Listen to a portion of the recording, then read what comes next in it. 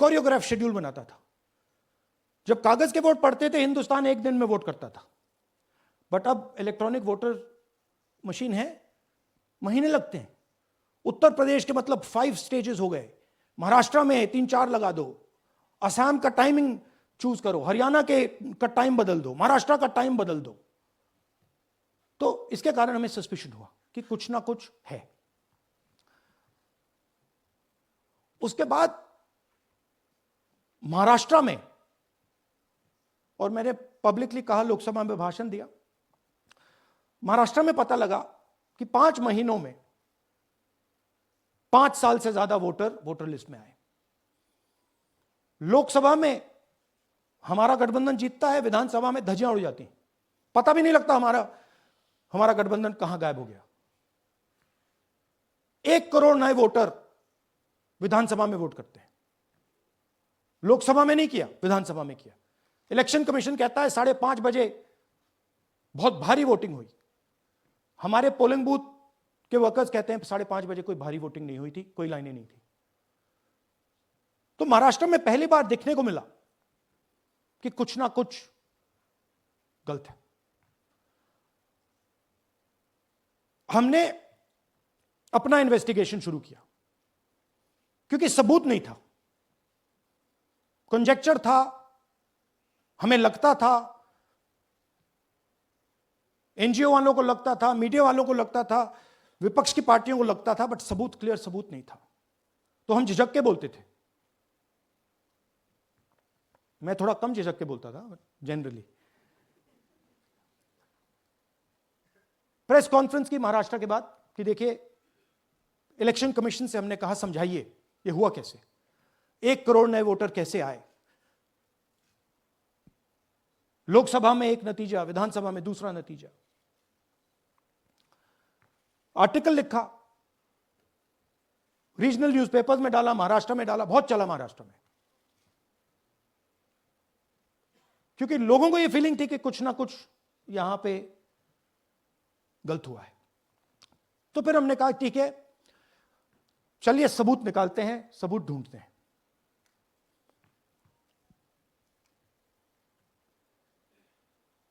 हर step पे election commission हमें मदद नहीं कर रही थी, उल्टा जिन चीजों को हमें जरूरत थी वो नहीं दे रही थी, बहाने बना रही थी। हमने उनसे डिजिटल वोटर रोल मांगा, इलेक्ट्रॉनिक फॉर्म में वोटर लिस्ट दे दीजिए, नहीं दे सकते। एक बार नहीं, अनेक बार डेलीगेशंस गए, मैंने चिट्ठी लिखी, चलता गया,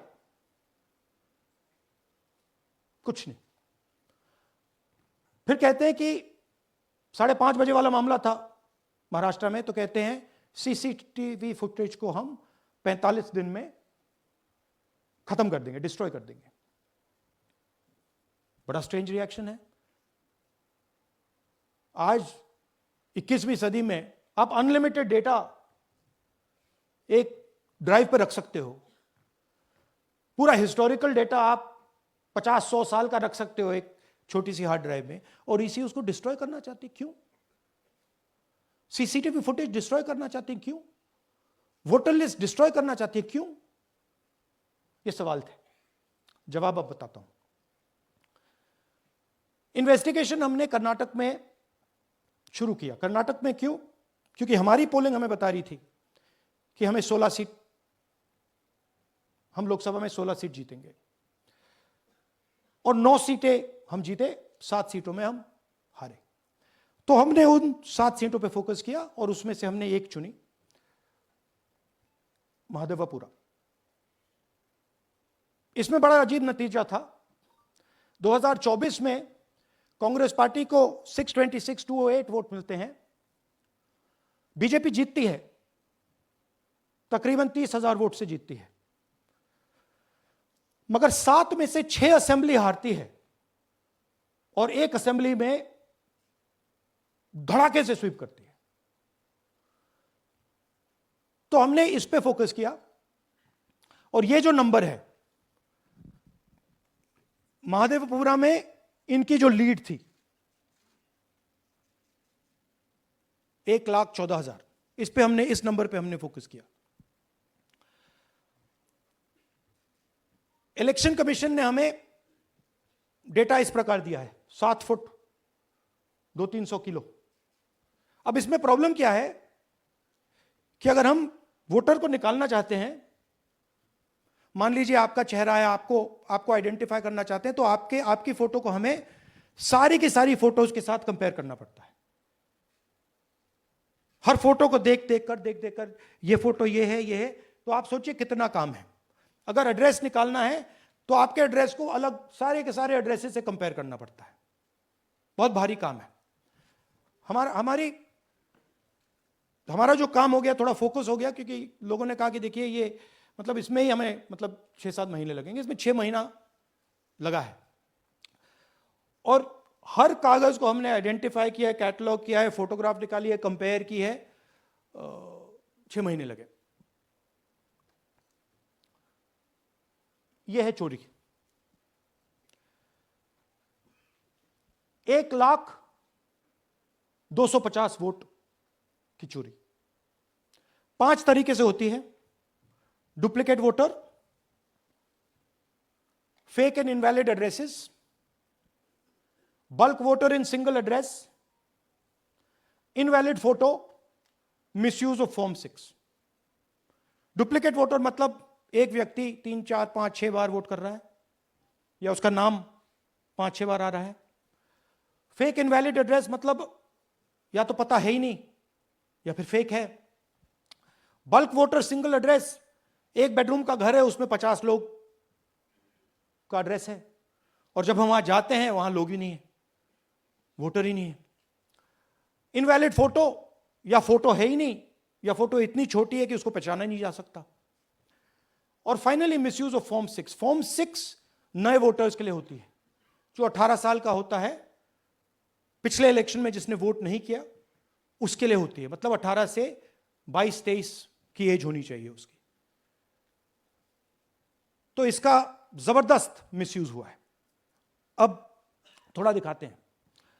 यह देखिए गुरकीरत सिंह डांग, इनका नाम बूथ नंबर 116, 124, 125 एंड 126 में 4 बार।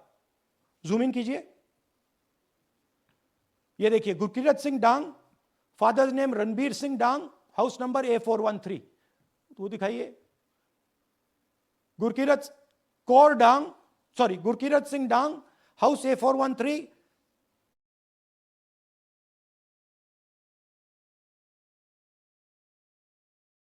हर बार आता है। और ये सिर्फ एक व्यक्ति नहीं है, हजारों व्यक्ति हैं। ये मैं आपको लिस्ट दिखा देता हूं। ये है डुप्लीकेट वोटर की लिस्ट, देख लीजिए। ये सब डुप्लीकेट वोटर्स हैं।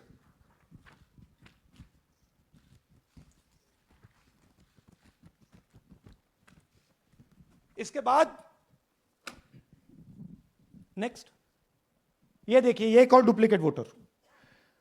नहीं, थोड़ा पीछे ले जाओ, जूम आउट। ये आदित्य श्रीवास्तव जी हैं। ये महाराष्ट्र में वोट कर, इनका नाम महाराष्ट्र में है, कर्नाटक में है, उत्तर प्रदेश लखनऊ में है, और कर्नाटक बेंगलोर अर्बन में है। 4 बार आता है। Same photo, same address. दूसरा नाम दिखाइए। ये है विशाल सिंह। ये कर्नाटक में इनका नाम है, 2 बार कर्नाटक में आता है।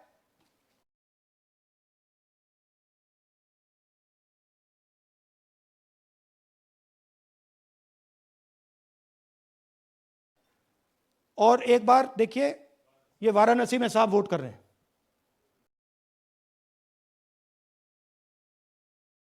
फेक एड्रेस, या तो एड्रेस है ही नहीं, या फिर address 0, house number 0, street number 0। दिखाइए हाउस नंबर 0, देखिए मुनियप्पा जी, मंजुला मुनियप्पा जी का हाउस नंबर 0। अच्छा, ये देखिए टेकराज सबकाता, इनका फादर का नाम DFOIGAIDF, हाउस नंबर 0 में रहते हैं। हस्बैंड्स नेम इनका, नीचे जाइए, टिक्का कुमारी आचार्य नेम YTDR, किसी ने ऐसे ही टाइप कर दिया है YTDR QPF। अच्छा, जूम आउट। और जब हम इन एड्रेसेस को वेरीफाई करने जाते हैं तो कोई एड्रेस नहीं। 40,000 ऐसे वोटर हैं, या एड्रेस जीरो है या फिर एड्रेस है ही नहीं। Next, bulk voters in single address, single bedroom का घर है, 80 वोटर रह रहे हैं उसमें, दिखाइए, जूम इन कीजिए। अलग अलग नाम, अलग अलग परिवार, और जब हम वहां जाते हैं हमें बताया जाता है यहां पे 80 लोग नहीं रहते, यहां पे ये लोग हैं ही नहीं, कोई नहीं जानता इनको। ये है बूथ नंबर 366 पे वही कहानी, ये देख लीजिए, छोटा सा एक बेडरूम का घर है, जूम इन कीजिए। ये सब लोग इलेक्शन कमीशन के मुताबिक, ये सब लोग इस घर में रहते हैं, और जब हम वहां जाते हैं एक भी नाम नहीं मिलता, और वहां के लोग कहते नहीं ऐसे, इन लोगों को हम नहीं जानते। Zoom out. 10,000 से ज्यादा वोटर सिंगल एड्रेस में गए। नेक्स्ट, एक और तरीका, कमर्शियल एस्टेब्लिशमेंट में लोगों के नाम डाल दो। ये एक ब्रूअरी है कर्नाटक में, 68 वोटर्स इसमें हैं, मगर जब हम वहां जाते हैं पूछते हैं भैया ये हैं कौन, कहां है, नो आइडिया, डोंट एग्जिस्ट। अलग अलग परिवार के हैं, एक साथ रह रहे हैं इस ब्रूअरी में, पता नहीं। नेक्स्ट, इनवैलिड फोटोग्राफ, ये बहुत बड़ा तरीका है। इसमें या तो इनकी फोटो है ही नहीं पोलिंग वोटर लिस्ट पे, या फिर इतनी छोटी है कि पहचानी नहीं जाती। देख लीजिए, ये देख लीजिए, और ये सब नाम है इनके, ये सब लोग हैं जिनकी फोटोग्राफ नहीं है और या फिर दिखाई नहीं देती। Zoom out. हाँ, 4132। नेक्स्ट, मिसयूज ऑफ फॉर्म 6, आपने सुना होगा, नए वोटर्स मोदी जी को वोट करते हैं, आता है मीडिया में। फॉर्म 6 नए वोटर्स के लिए है। मैं आपको आज नए वोटर बनाने का तरीका दिखाता हूं, कैसे मैन्युफैक्चर किए जाते हैं। ये देखिए, शकुन रानी जी हैं, 13/9/23 को ये नई वोटर, फर्स्ट टाइम वोटर बनती हैं। इनकी एज क्या है, दिखाओ जरा।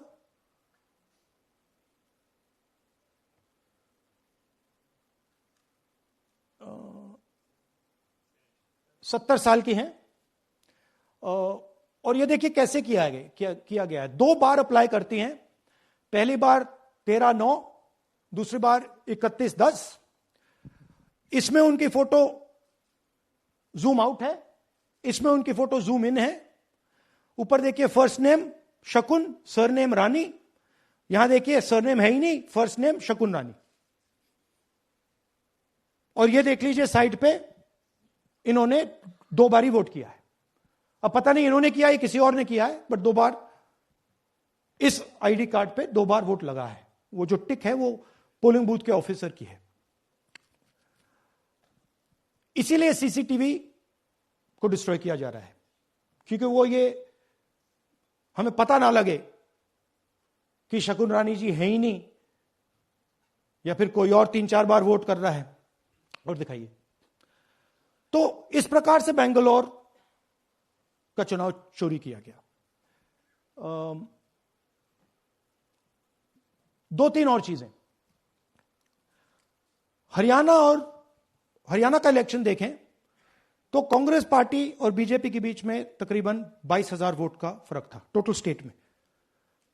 एक असेंबली में इन्होंने 1 लाख वोट चोरी किए। तो आप इमेजिन कीजिए, स्केल समझिए। एक असेंबली में तकरीबन 12 से 15% वोट इन्होंने मैन्युफैक्चर कर दिया। तो अगर चुनाव में 2-3%, 4% की मार्जिन चल रही है तो वो तो गया, राइट। और हमने ऐसा पैटर्न आइडेंटिफाई किया है देश में, जहां पे एक सीट पे धड़ाके से बीजेपी स्वीप करती है, या 2 सीटों पे धड़ाके से स्वीप करती है। बाकी सीट में नेचुरल कंपटीशन चल रहा है, और फिर सडनली एक सीट में जैसे यहां हुआ स्वीप हो जाती है और पूरा चुनाव चला जाता है।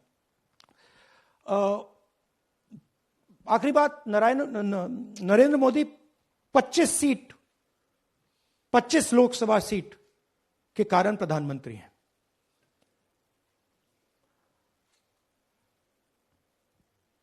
हमें इलेक्शन कमीशन यह डेटा इसलिए नहीं दे रहा है क्योंकि अगर हमने जो यहां माधवपुर में किया, अगर हम इसे बाकी लोकसभाओं में करा देंगे तो देश की डेमोक्रेसी की, लोकतंत्र की सच्चाई बाहर आ जाएगी।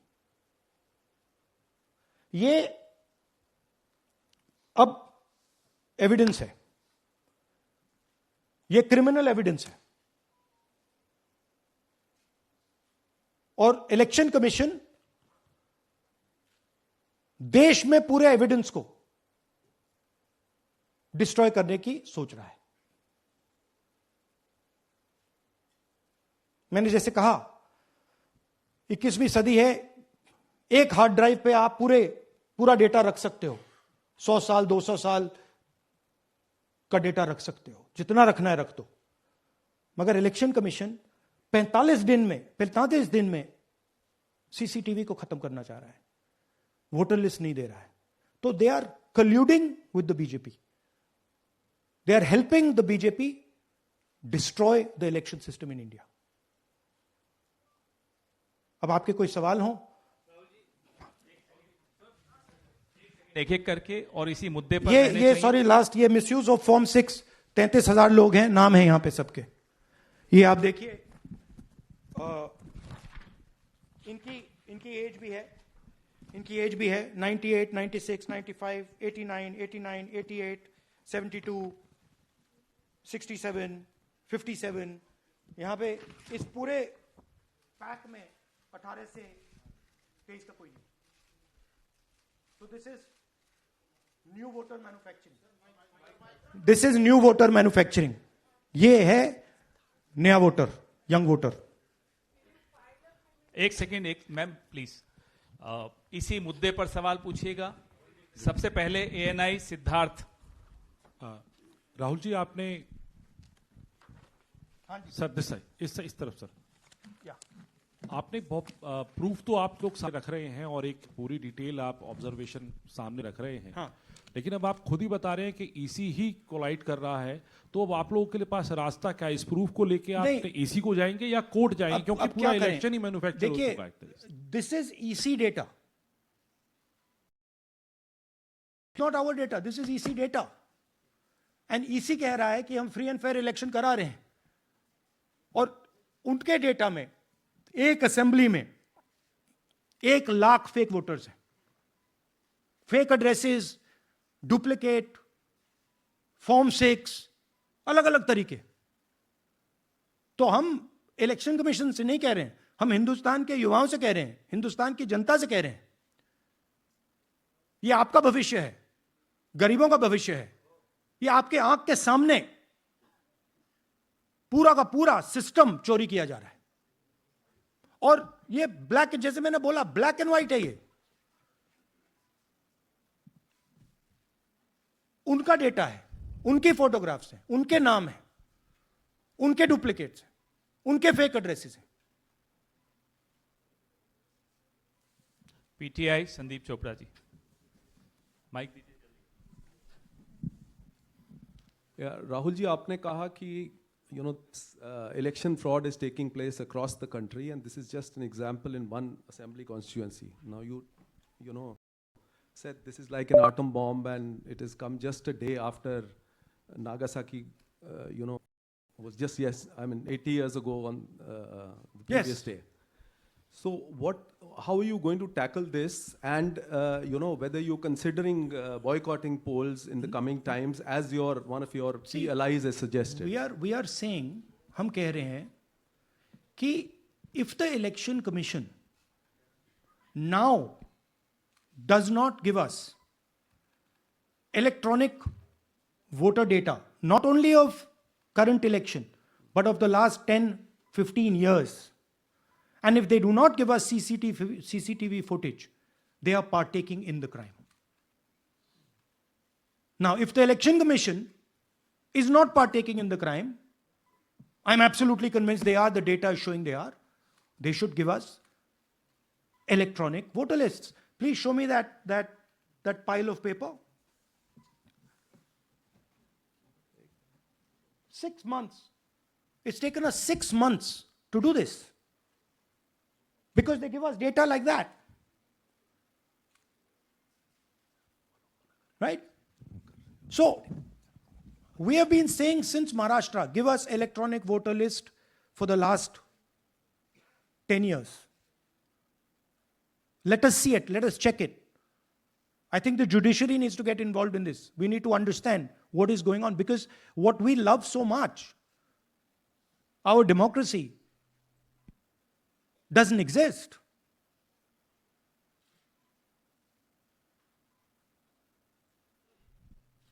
What is the difference between us and other places? Where is the democracy? It's gone. If this is true. Now the Election Commission is supposed to make sure that elections take place. I have shown, we have shown, the team has shown without any doubt that they have not done their job in one seat in Karnataka. And the people of that Lok Sabha have had their elections stolen. We believe that this has happened